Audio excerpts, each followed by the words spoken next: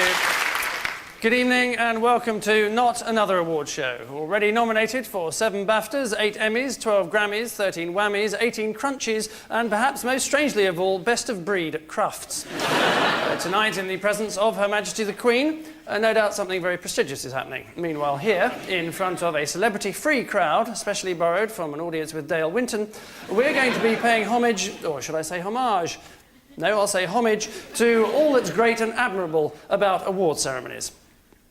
Well, that didn't take long, and now for the naff bits. And where better to start than the Brit Awards of 1989. So there you have it. So who's it going to be, Sam? I don't know, because I can't see. Wind away. OK. Only one award here, Mick. To make the Best International Group Award are 2 unique artists, or if you prefer, 1 unique partnership. They scaled the heights of music with 10cc. Then they scaled new heights as movie and video directors, proving that pop video could justify its art as art form. Good. Last year went loco in Acapulco. Here they are! Tonight, they're totally compos mentis, whatever that means, I don't know, here in London. The fabulous, the legendary, the sensational, the Four Tops. Boy George, I think.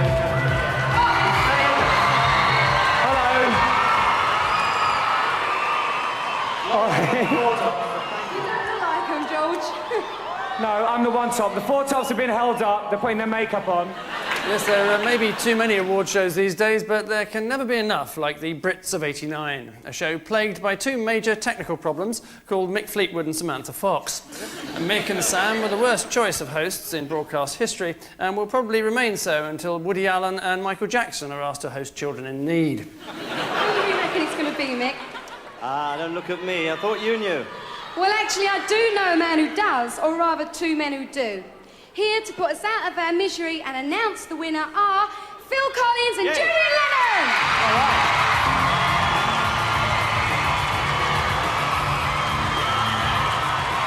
Right. Julian, where are you? Yes, Julian, I think, bottled out. The winner is Perfect Fairground Attraction.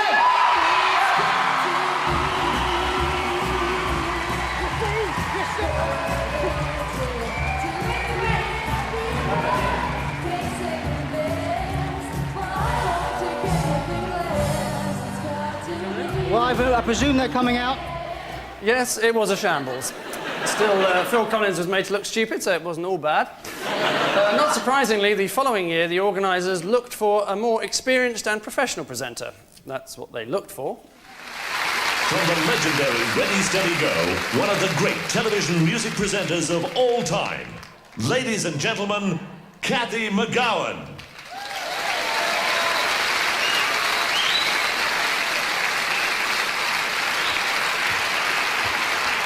Hello and welcome to the Brits of 1990. Tonight we're going to be celebrating great British music in all its styles. Can I do that from the top? Sorry. Of course, the success of an awards show, like any other kind of show, hinges on the ability of the presenter to string 2 string words to words string together. Before we started looking at the extracts from the Brits, the show was going to be just 3 minutes long. Now, thanks to one award show alone, we have enough material for a 10-part series. And the highlight will be unquestionably the Brits' special effects.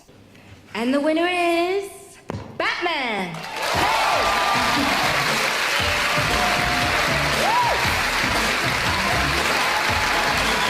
Baby!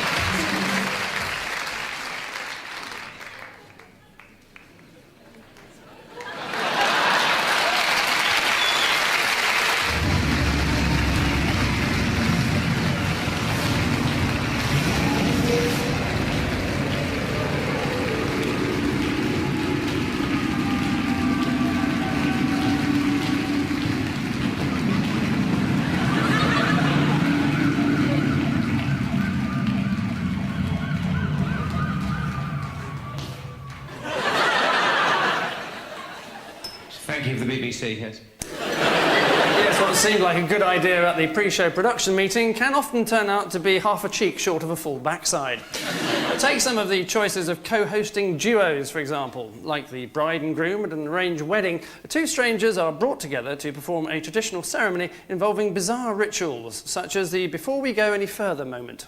Before we go any further, might I say how pleased I am to be sharing the compere's role with someone as professional and popular and as pretty as Sue Lun. You're very kind. Thank you. And before I go any further, may I say how pleased I am to be sharing my compere's duty with every consumer's favourite, Esther Ransom. Roger Moore, with all the sincerity of a Hallmark greeting card. Complimenting there one of the less celebrated Bond women, Toothy Galore. But nice to hear Roger saying how pleased he was to be sharing the stage with Esther, and they say he can't act. It's at this point that one begins to ask why anyone in their right mind agrees to host any award show. At best, you are merely the moon to the gathered celebrities' sun. At worst, you are the Philip Schofield to their Jim Bob and the Fruit Bat.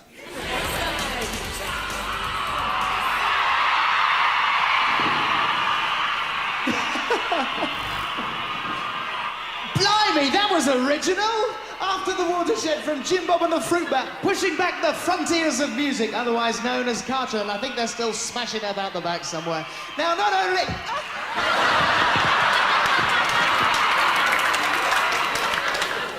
You can imagine the scene as millions of frightened young viewers ask their parents what the Fruit Bat is doing to Philip Schofield.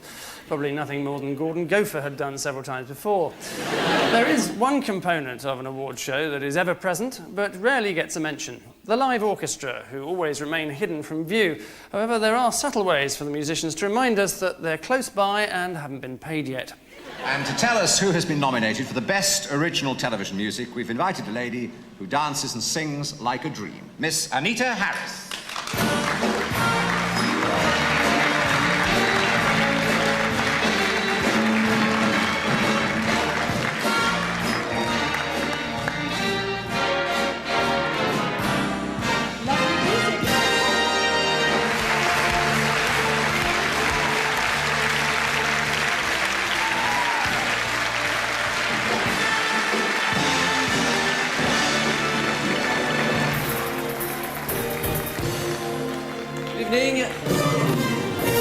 Good evening.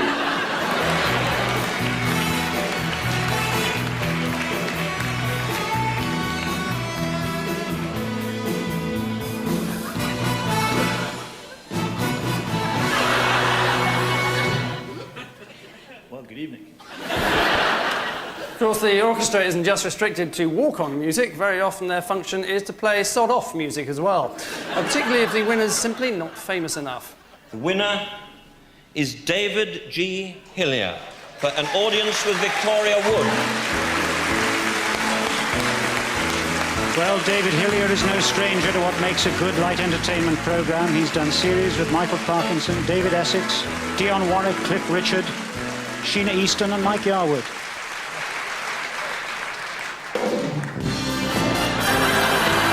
David Hillier actually said that...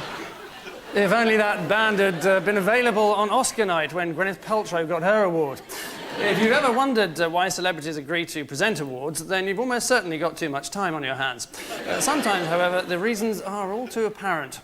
Many people have asked me what it is I miss about, not living in England, and it comes down to very simple things like a decent cup of tea, a good curry. So it's really lovely to be back in London, the beautiful Strand Theatre, where our show Someone Like You is now known in the business as the Critics' Choice.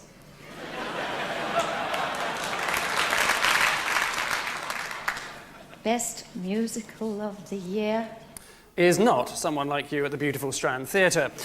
A show which may have started out as the Critics' Choice, but sadly ended up as the Empty Seats Choice.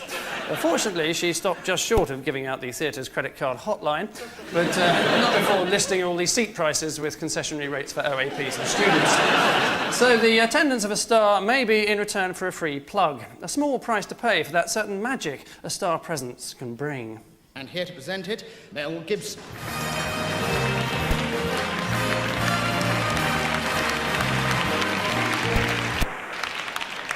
Thank you. The nominations for the Best Film Actress in a Supporting Role are Kathy Bates for Fried Green Tomatoes at the Whistle Stop Cafe. Short pause.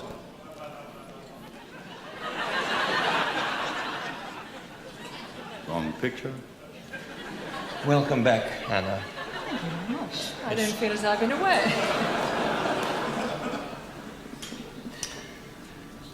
Would you like to go right ahead?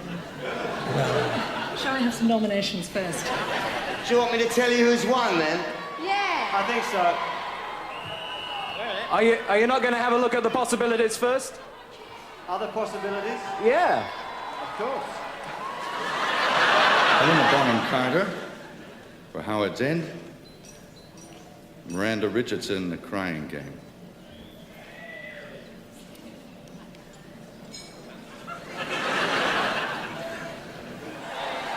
Well, toss us away, then.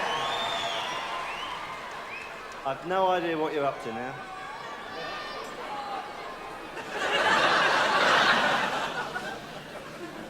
Nobody coming to get them? Oh, I have to open it up. Sorry. Overwhelmed, man. Terribly sorry. Oh, dear. I'll give them all the time to show the VT they want. Shall I tell you?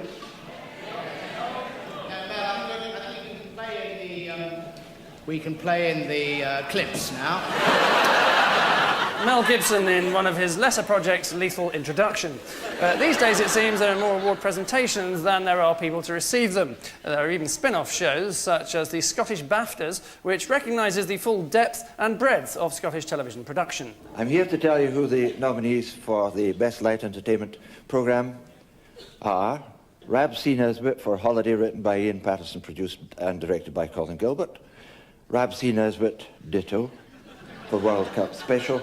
And Rab C. Nesbitt, Colin Gilbert. Award shows are notorious not just for their length, but for the many and varied ways they try to provide a break in the tedium. Naturally, the Oscars have the most lavish production numbers featuring music and dancing, but we in this country have proved that anything they can do, we can't. And the winner? I'm afraid we're going to have to wait a little longer to find that out, Frank, because first we're going to see a visual interpretation of all 4 of those songs by the Arlene Phillips Dancers with the orchestra conducted by Ronnie Hazelhurst.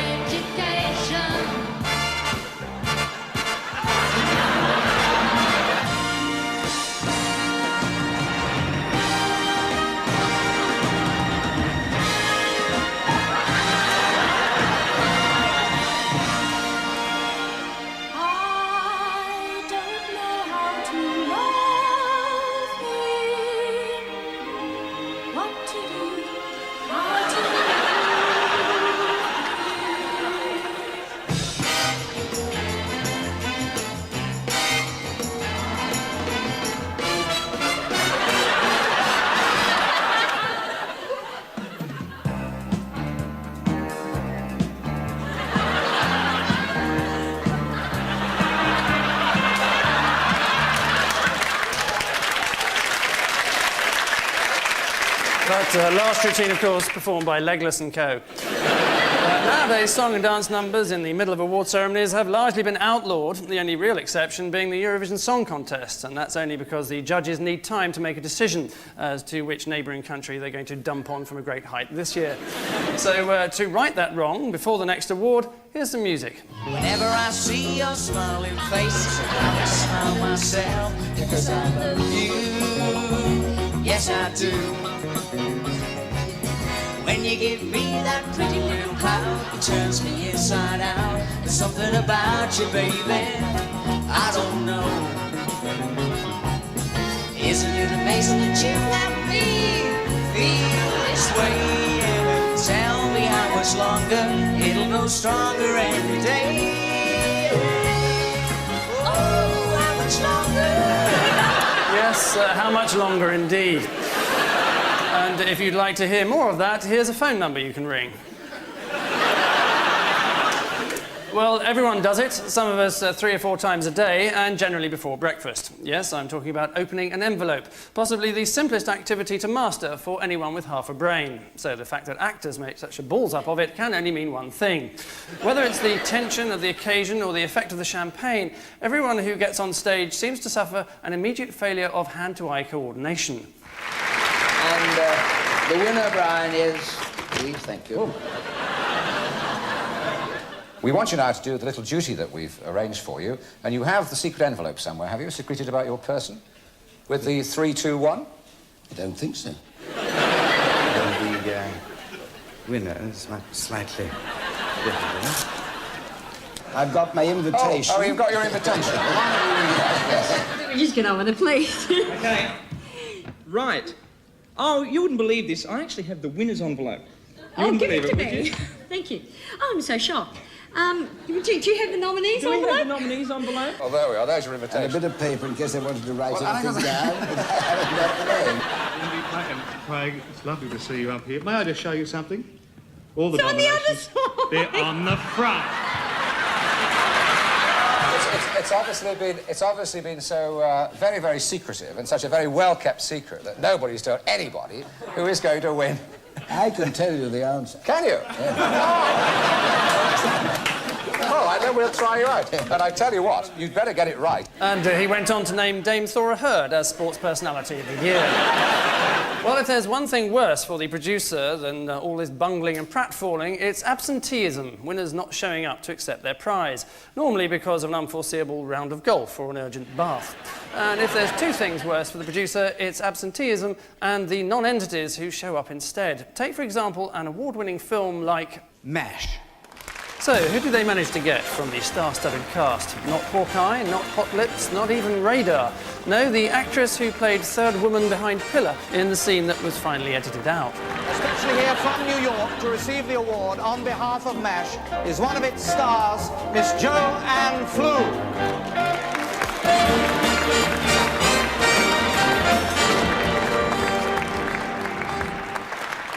All I can say is I love London so much, I can't think of a more marvelous excuse to whip over here than to receive a reward for MASH.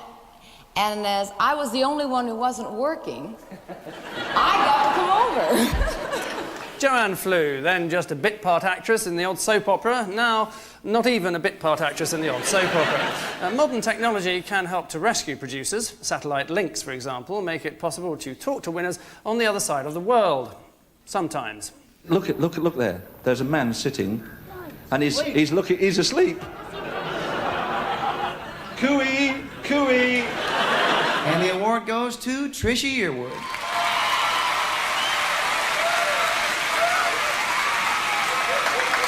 Trisha's in Buffalo tonight, and she'll accept her award from there. So, on behalf of Trisha Yearwood, we want to accept it from her right here. So, Trisha, to be here in Buffalo and not with you.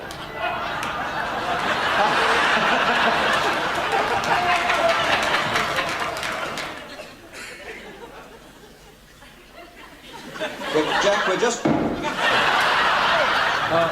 hello, Gary.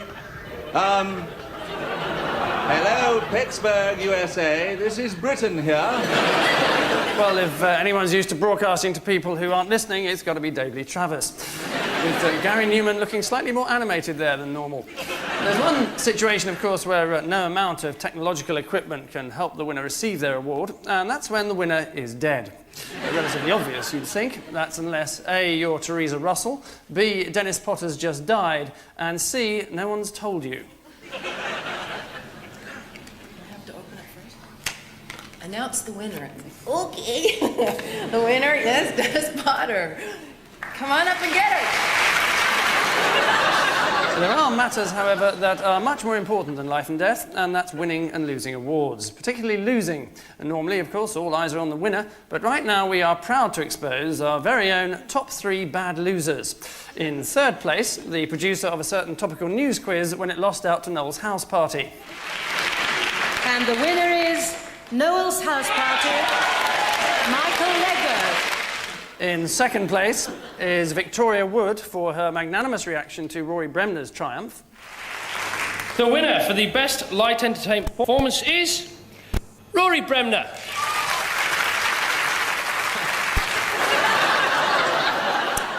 But the clear winner for pure generosity of spirit in the face of defeat is Colin Welland. And the winner is Bill Forsyth.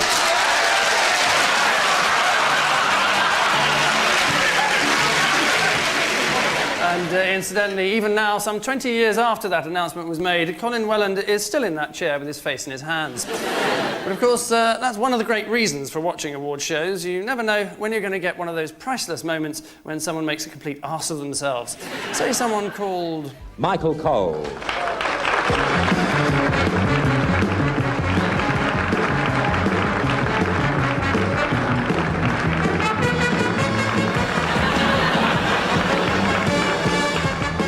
Unfortunately, Mr. Michael Cole was unavailable to collect his award because he was at that moment in the gents' toilet. Not an unusual occurrence at an award show for a variety of reasons. To the relief of the host, and after relieving himself, Michael finally made it to the podium. I have a tendency to be a bit emotional, and I said a prayer last time I was here. It was the average prayer, and the last line of it is, may God hold you, until we meet again, may God hold you in the hollow of his hand. And I hope it's true for everybody. It's been true for me, because he, meaning God, well, we may have to deal with women's lib now, maybe she, gave me a wife and a beautiful daughter and a great dog, held me in his hand. And I hope we come back under the same circumstance for everybody. Say goodnight. No, I've no idea what he was on about either. By this time, the host is wearing the look of a haunted man. So, that's why I have to rely on the prayer. God bless you people. Really? A beautiful thought, especially the bit where he said... I have an affliction. It's called emotion, and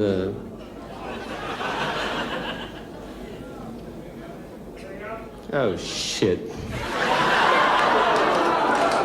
Congratulations, Michael. Well, what a shame. It was all going so well. Dealing with drunken guests is just one of the hazards of being in charge of an award show. Another is dealing with drunken audiences digging into their seventh crate of Bollinger.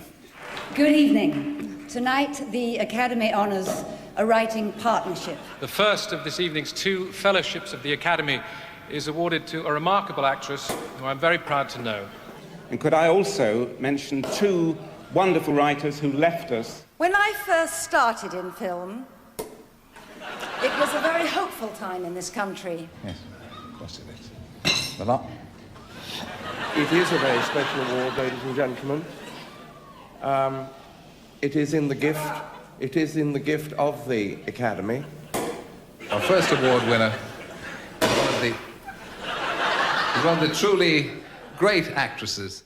But even worse than the odd drunk guest is the odd sober guest who could do with a bottle of champagne smashed over their heads. Where do I begin? The first day of rehearsal, Tommy Toon, the fabulous Tommy Toon, gave me 9 wishes. I would like to pass them on to all of you this evening.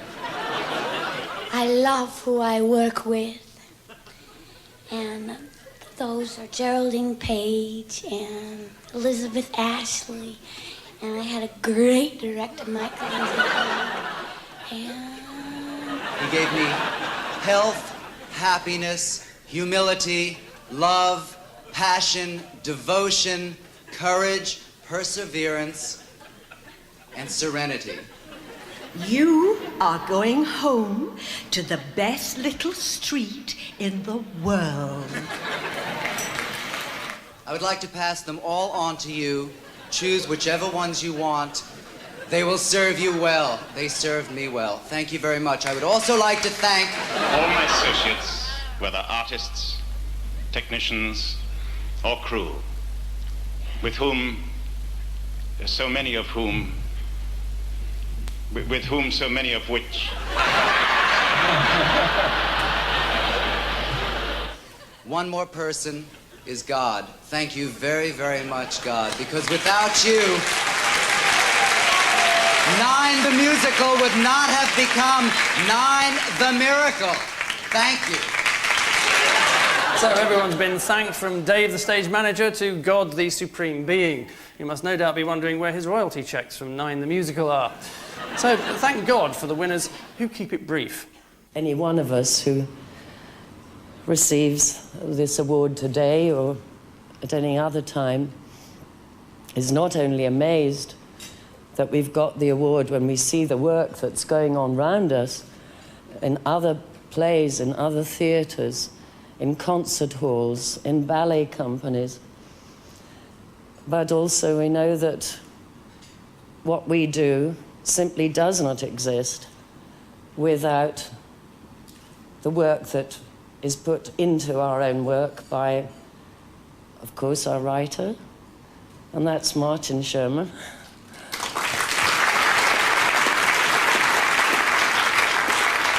And our director, and that's Robert Allen Ackerman. And our artists, that's Frankie de la Tour.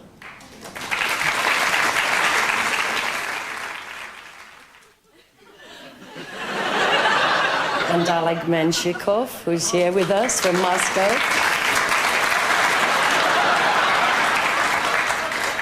And Alison Fisk, and Sheila Keith, and Joe and Kevin Elliott, and Andrew Shelley, and Michael Shallard, to mention only some of our artists. And our stage management, Gussie Hodge. And our lighting, Alex, Ron Martin, and our stage carpenter. Each and every one of those Isadora, and every actor and actress Alan Alda will know. I'm also like to thank some artists whose work I've seen, and why I'm saying this is just to pick out a few, is because when I hear Natasha Makarova say she was a ballerina and then she was an actress, and I know that as a ballerina what she taught us all about acting, then that's where some of the inspiration comes from my work, and I'm sure all of yours. At which point Vanessa Redgrave was pinned to the floor by SAS paratroopers and the audience were freed and reunited with their loved ones. You'd think that most celebrities would be able to cope with the simple demands of picking up an award, and of course the process is called picking up an award for one very good reason.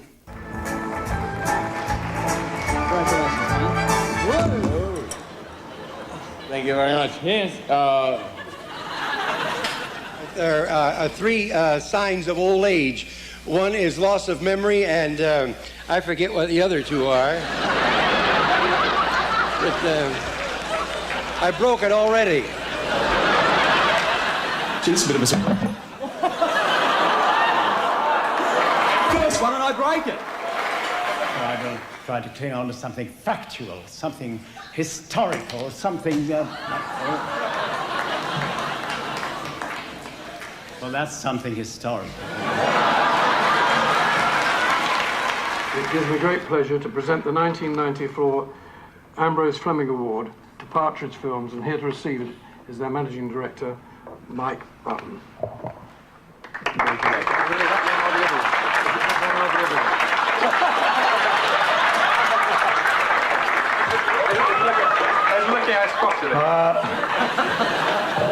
Trophies dropped, the wrong awards handed over, winners can find so many ways to find disaster in triumph.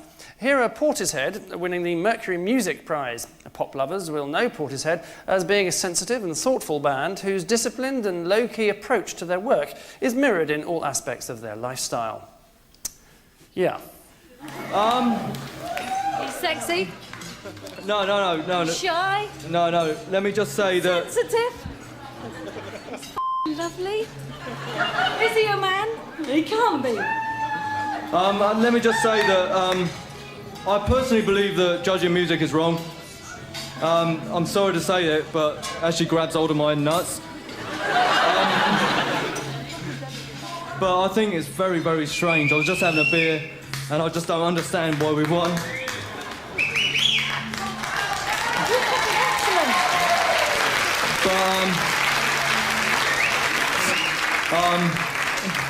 Now she's grabbed all my nuts.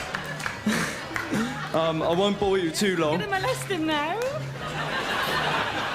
As we've already seen, the audiences at music award shows tend to be rowdy, drunken and opinionated, possibly because of the large number of politicians they attract.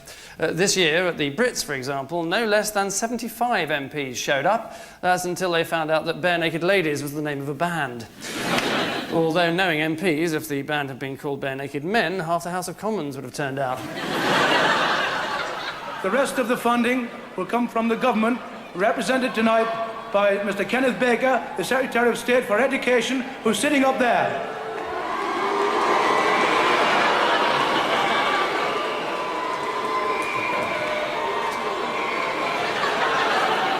All right. And here are the Spice Girls in Barcelona making the mistake of receiving the award but refusing to pose for photographs or sing.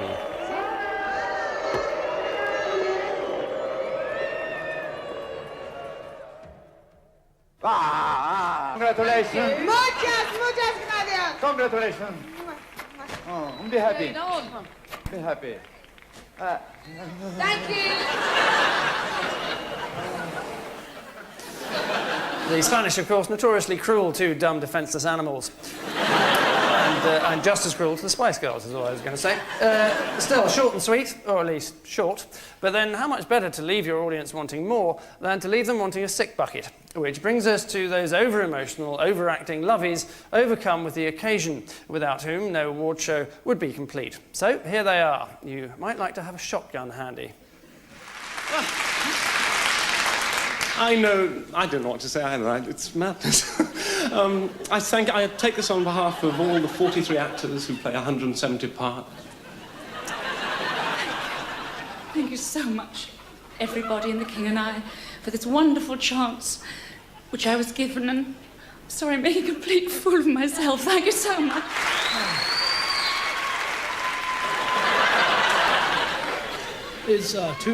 It's too hard to speak about, so just thank you. And it's funny how something good can come out of such a bad situation. We work so hard, and I give enough respect to everybody who gets up in the morning. I was fighting tonight because I thought England didn't like me. And I'm so moved. Thank you so much. Well, it doesn't get better than a BAFTA. We're very proud of this, especially because it's for originality, which is what it was all about. I'd like to thank my team and Channel 4. And Channel 4 and my team and myself would like to thank you. And finally, the Queen of Tears, Gwyneth Paltrow, seen here at the Golden Globes. Obviously, what turned on the waterworks at the Oscars was mentioning her own relatives. So naturally, she was keen not to make that mistake again. And most of all, I would like to thank my family, who I'm so fortunate to love and be loved by. My inspiration, my mother, Blythe Danner. And, oh, God. Oh, and my best friend, my brother, Jake Paltrow, and Mary Wigmore, my soul sister, Julia Cudahy, and especially to my father, Bruce Paltrow, who's had a tough year, and to my grandpa, Buster, who's had an even tougher year.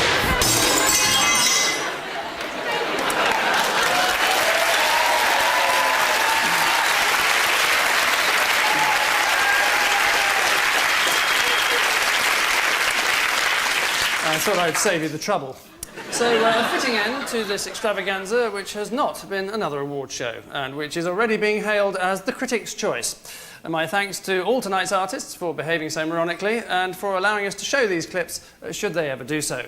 My thanks to you for watching, to the BBC for the studio, to my agent, my dog, my postman, and anyone I've ever married. And myself, the production staff, and all the videotape of the stars you've seen tonight will now be whisked to a showbiz party at one of London's most prestigious night spots, the Dog and Duck Entertainment's Room in Tooting with DJ Mick. Thanks for watching, and good night.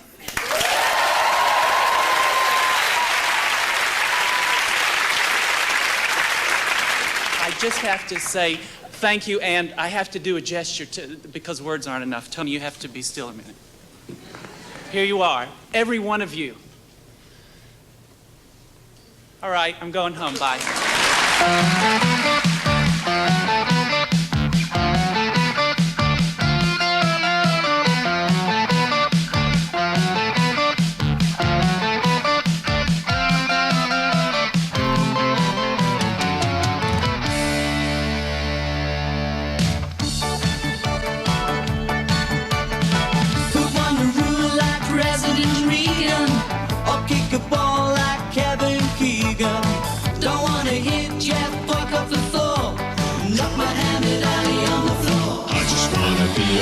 Just a little Oscar, please.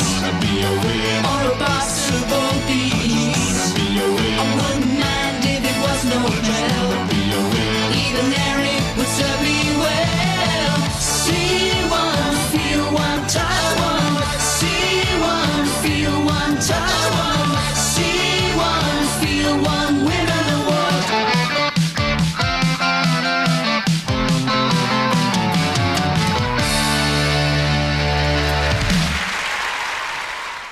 Elaine Page, who sang with Frankie and me at the Bolshoi Theatre, and many other Russian artists, and Michael Ball. I know what I learn from those who sing. Once again, thank you. Bye-bye.